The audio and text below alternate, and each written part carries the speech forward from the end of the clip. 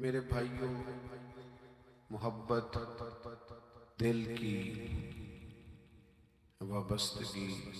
روح کا میلان، اس کو کہا جاتا ہے۔ دل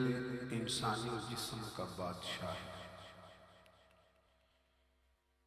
جو چیزیں دل میں پنپتی ہیں، جو خواہشات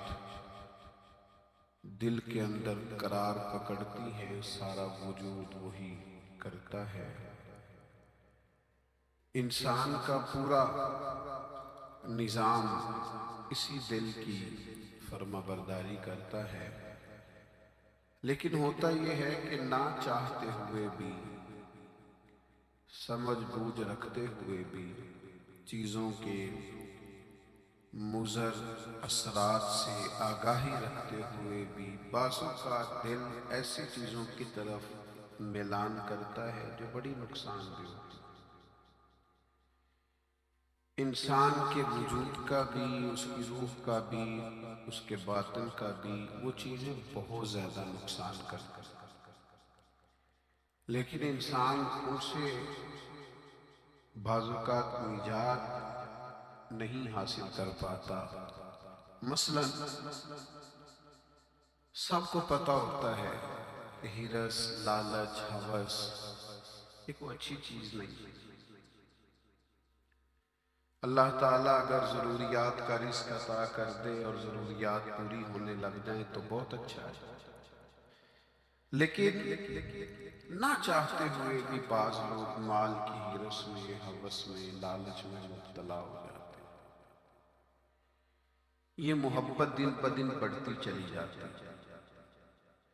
وہ خود اپنے آپ سے کئی دفعہ سوال کرتے ہیں کہ یا دل تو نے تو ایک دفعہ یہ کہا تھا کہ بس میری ضروریات پوری ہونے لگ جائیں، 2 وقت کی روٹی چلنے لگ جائے، بچوں کے اخراجات نکلنے لگ جائیں، سر چھپانے کو ایک مکان مل جائے تو کافی ہے، اب تو کدھر نکل گیا۔ لیکن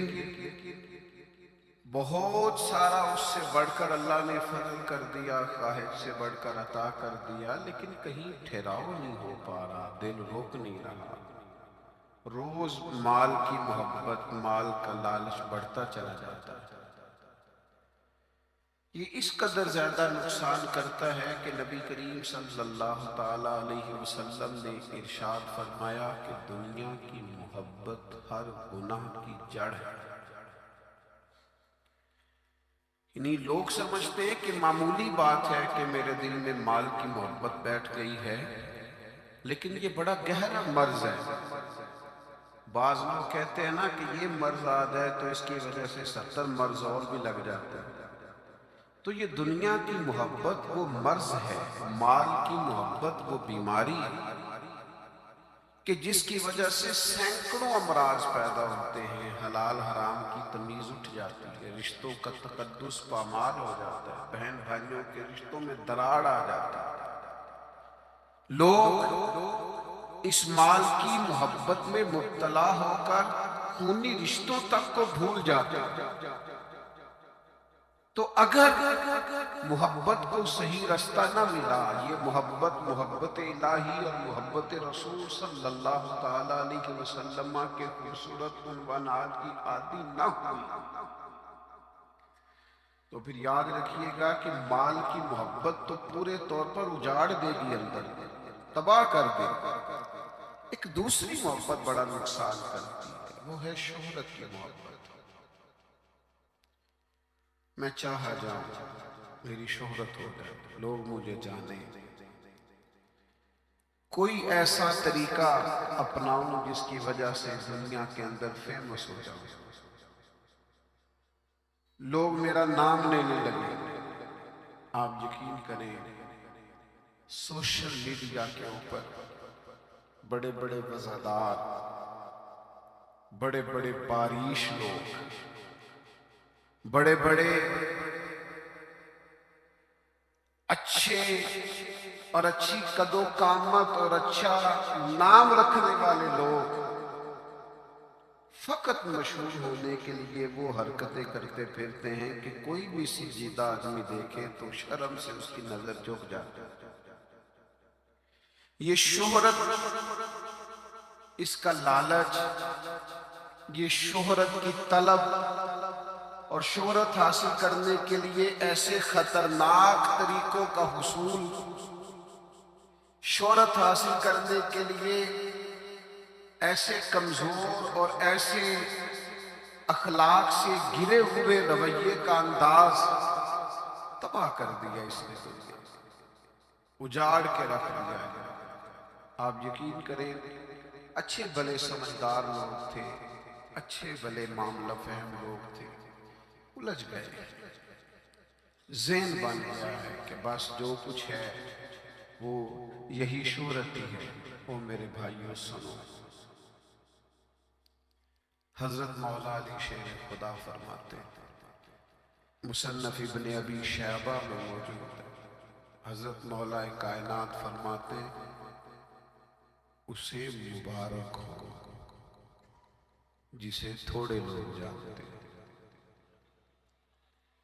وہ قابل مبارکباد ہے جس کا تعارف کم لوگوں میں، جس کو ذرا زیادہ لوگوں میں جس کی شناخت نہیں ہے۔ میرے بھائی، آپ کبھی ان لوگوں سے پوچھ کر تو دیکھو، ان سے کبھی ملاقات تو کرو جو بڑے مشہور ہو گئے، کبھی ان کی تنہائی میں ان کے پاس تو بیٹھو، ان سے پوچھو تو صحیح، اس شہرت کے سبب سے انہیں کچھ ایسے کام بھی کرنا پڑتے ہیں جو وہ کرنا نہیں چاہتے، انہیں کچھ ایسے رستوں سے بھی گزرنا پڑتا ہے جہاں سے گزرنے کا کبھی انہوں نے سوچا بھی نہ تھا۔ وہ تو چاہتے تھے کہ کوئی تنہائی ہوتی، قرآن مجید کا نسخہ ہوتا، 500 دانے والی تسبیح ہوتی،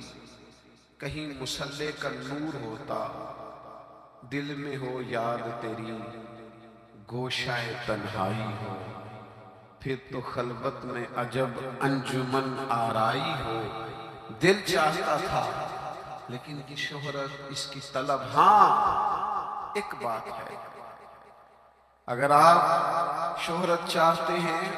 معروف ہونا چاہتے ہیں، مشہور ہونا چاہتے ہیں، بہت سارے لوگوں میں چاہتے ہیں کہ آپ کا نام سنہری حروف سے ہو اور زیادہ لوگ آپ کو جانے پہچانے، تو قرآن مجید نے نسخہ دیا ہے،